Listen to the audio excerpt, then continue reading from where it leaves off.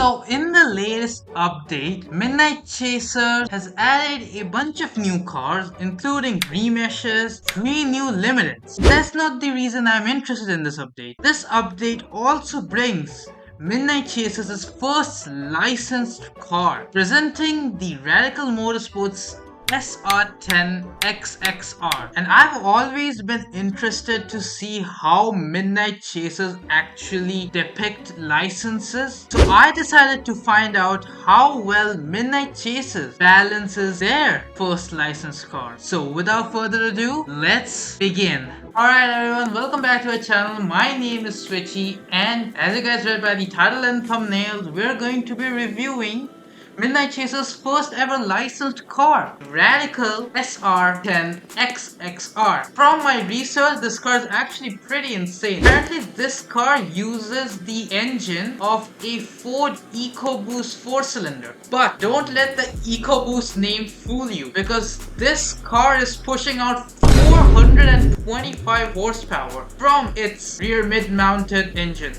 It's rear-wheel drive and it weighs 725 kilos, so this is probably one of the lightest cars in the game. But before we actually get into the driving, let's actually have a look at works and features of this car. Starting off, everywhere you look in this car, you'll find some amounts of bolts. You look at the fender intake over here. It's surrounded by exposed bolts. This carbon fiber vent right here, again surrounded by exposed bolts. Not to mention these two chassis bracing just running down the side of the car. Also in the interior you can see the entire space frame chassis completely exposed. And to top it all off, this car might just have the smallest windshield of any car. It's literally just a fiberglass visor, probably like the size of two of my fingers. But yeah, this is interesting. We should get started with the performance of this car now. And let me tell you, this is where the money is at, honestly. Alright, here we go. First race at the city highway race. I should also mention this car is only 185k, so it's very affordable. But it is a track pass car, so do keep that in mind. Alright, so in my testing on the highway race, it did manage to get a top speed of 290 kilometers an hour, which is pretty insane considering it's a sub 200k car. And as you saw, I got a time of around 1 minute 48 seconds, which is not the best, but you can get the car to go below 1 minute 30.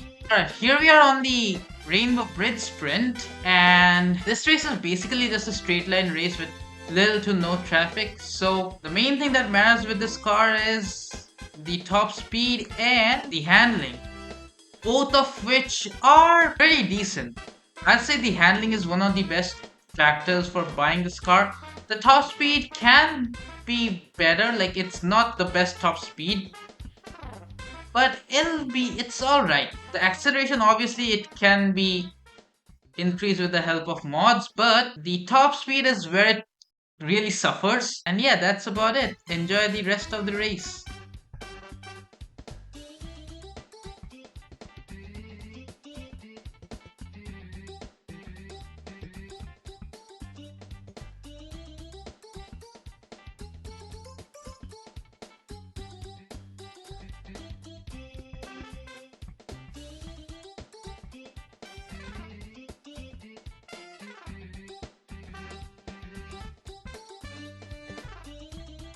Okay, here is where a bit of traffic comes in. Let's see how the car does well in traffic.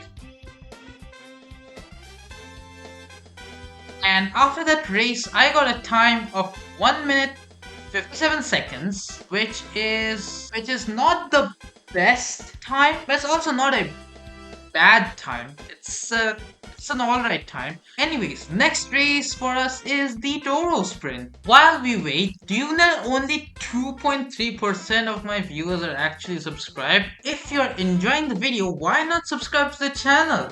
It really helps us out, motivates us to make more videos.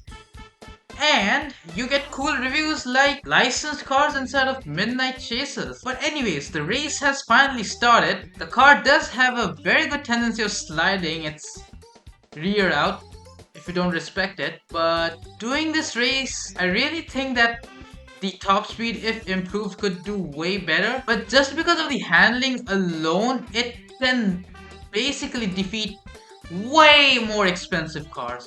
I'm talking like P1s, all the mid-game meta cars. I'm pretty sure it can easily beat them. Okay, something to mention here while I was doing my testing. This car can actually be a very good drift car. As you can see, here's me drifting around this support beam on the bridge. And it actually can drift really good. Surprisingly. Alright, last but definitely not the least, we are doing the drag race to see how quick the acceleration is on this car.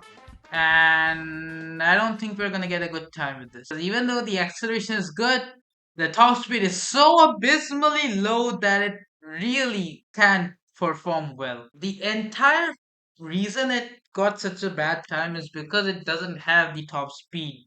But yeah, that's gonna do it for this video. It was a very interesting car to review, and I'm really hoping Midnight Chasers adds more licensed brands to the game. If you enjoyed this video, be sure to slap a like, maybe even subscribe.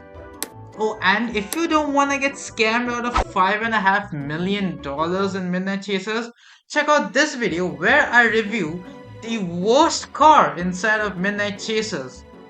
You don't want to miss it.